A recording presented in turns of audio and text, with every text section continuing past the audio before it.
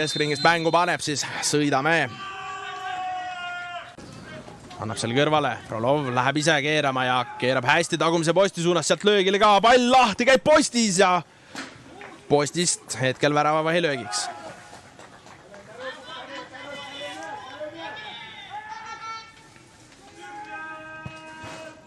Jätkata.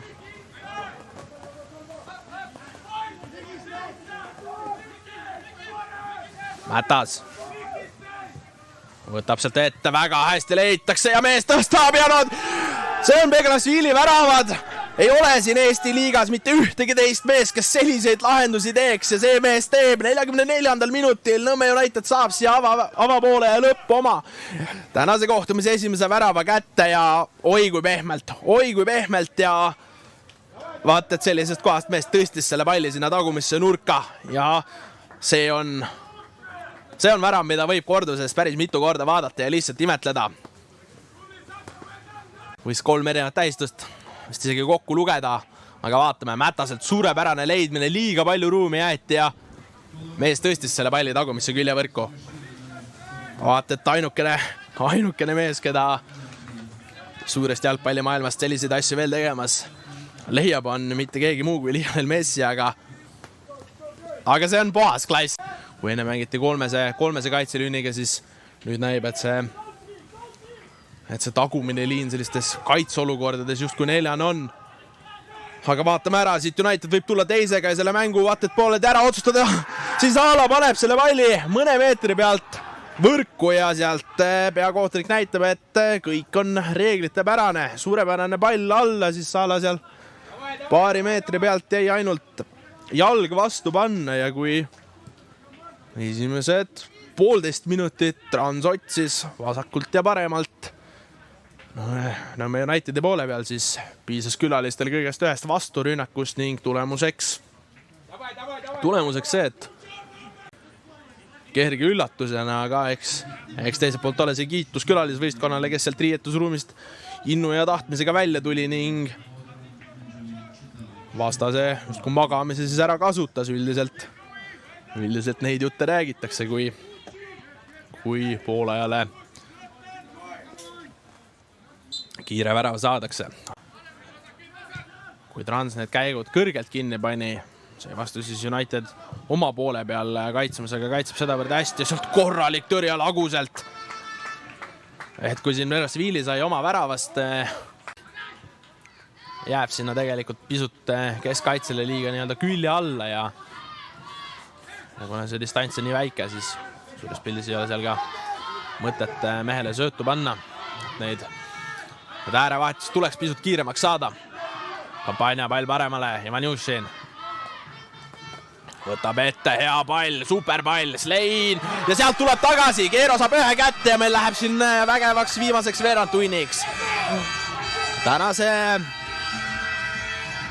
Tänase päeva Preheliga esimeses kohtumises me nägime, et see viimane veerandtund võib nugadele minna ja hetkel siin lastakse korralikult pasunat ja asju, mis tribüünile kaasa on võetud. Ühtlasi Velijev ka tõmbas seal korralikult fänne käima ja nüüd kui vahe on 1, on kõik võimalik.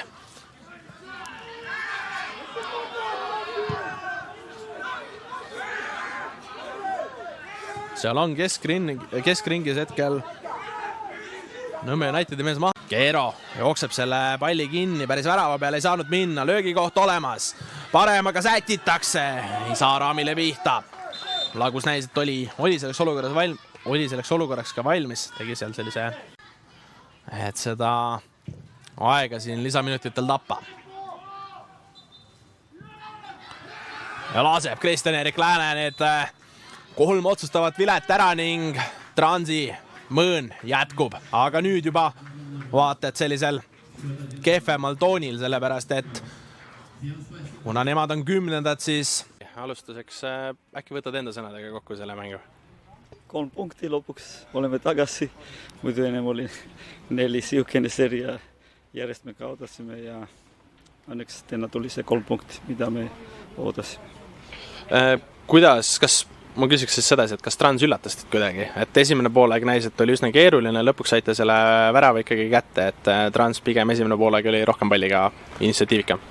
Noh, ja võib-olla oli nii, aga samamoodi nagu esimene mängus see aasta oli sarnast, et nemad alustasid nagu rohkem palliga ja lõpuks me jõudsime mängu kontrolli all. Tekitasime head momentid ja lõime väravaid. Räägid äkki enda väravast ka, et julgen öelda, et Eestis ei olegi peale sinu mitte ühtegi teist mängijat, kes vaata, et isegi selliseid asju prooviks, et see puude ja jalg on kullast.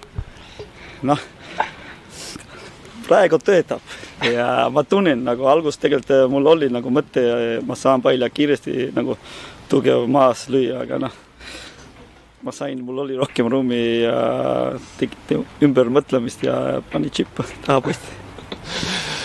Mis need jutud poole ajal olid? Teine poolaeg ma just ütleks, et mäng oli võrdsem, saite kiire avavärava ka. Esimene poolaeg oli pigem nagu, nendel nagu oli rohkem palga ja aga samas kui vaatame nagu sükene kindlalt nagu 100% nagu võimalus nendel ei olnud, pigem oli sarnane nagu poolaeg ja poolaeg me riietusrühmas rääksime ka, tegelikult me tegime hea poolaeg, taga hoidsime 0, lõime ise üks varav ja kõik plaani järgi oli esimene poolaeg. Teine poolaeg alustasite tormiliselt, saite kohe selle väravaga kätte, kas Narva jäi justkui riietusruumi või magas selle poole jalgus maha? Jah, oli ilus kombinatsioon, mis meie poisid tegid ja muidugi nagu kiitan Mattas ja Gisala ja Henry, kes kombineerisid kolmekesi ja väga kiire sükene ilus kombinatsioon ja ma arvan nagu Narva ei ootanud seda, et nagu kohe me teine poolega hakkame nagu uuesti pressima ja kiire rünnakud. Võib-olla nemad ei olnud valmis kohe. Ma siia lõpetuseks küsin, et see hooaeg ikka Nõmme Unitediga on justkui kaasas käinud see, et ise suudate lüüa küll, aga kaitses natukene logiseb. Täna pigem oli kindel mäng taga, kuigi see üks värav tuli, aga suures pildis pigem kindel. Ütleme, natuke parem oli, kui vaatame eelmised mängud ja eriti esimene poolega oli me väga hästi kaitses ja teine poolega oli nii ja vastasel nad lõid üks varav ja oli üks-kaks sükene head võimalusid. Aga kokkuvõttes oli üks parimat nagu mängu, kus me kaitses mängisime hästi, ma arvan ka. Aitäh sulle, ma lasen su võistkonna juurde, siin on üsna märg. Murat Velijev liitumas, et need emotsioonid ilmselt ei ole praegu heast killast. Pigem ei ole, jah. Mis täna justkui valesti läks, et avapoole ajal pigem said ise palliga rohkem domineerida, värav tuli küll teie väravasse, aga mis suures pildis valesti läks? Ma ei tahaks öelda, et suures pildis midagi valesti läks, tegelikult hoidsime palli suhteliselt hästi. Ülesehituses olime ka päris head ja võib-olla peaksime natuke juurde panema seal kolmandal poolel, et justkui jõuame sinna, aga iga kord jääb nagu hiile täpp panemata kuidagi. Tänase mängupildi joonistas peatreener Irje. Jah. Küsin siis sedasi, et kas tunned siin ühe mängu või nüüd justkui tegelikult kahe mängu, et kui see karikamäng ka juurde võtta, et kas Irje justkui ootab sellist sirgjoonelisemat mängu, et täna üsna palju tsenderdusi kasti, pigem ma ütleks, et võrreldes varastate mängudega seda väga ei olnud näha transitluses. Jah, võib-olla sirgjoonelisemalt ma ütleks, et peamine sõnum, mis Siiri annab meile, ongi see, et me mängiksime palliga, üritaksime mängida palliga ja võtaksime riske, kui vaja.